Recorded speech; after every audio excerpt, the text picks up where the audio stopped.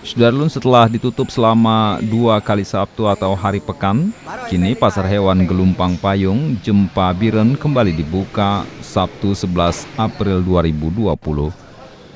Namun jumlah sapi di pasar tersebut tidak sebanyak saat kondisi normal. Suasana pasar juga sepi karena sudah ditutup 2 pekan sebelumnya untuk mencegah penyebaran virus corona. Transaksi jual beli sapi terlihat lesu, harga jual juga tidak menentu dan cenderung menurun. PLT Kadis Peternakan dan Kesehatan Hewan Biren, Liza Rozana, yang hadir memantau keadaan pasar ternak juga membagikan masker kepada para warga yang berada di lokasi pasar.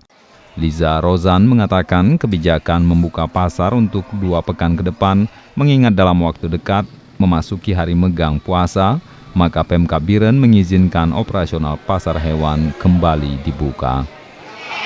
Para pedagang dan pembeli diharapkan tetap menjaga jarak, memakai masker, serta menjaga kebersihan dengan mencuci tangan pada tempat yang telah disediakan. Dari Biren, Yusmandin Idris, Serambi On TV.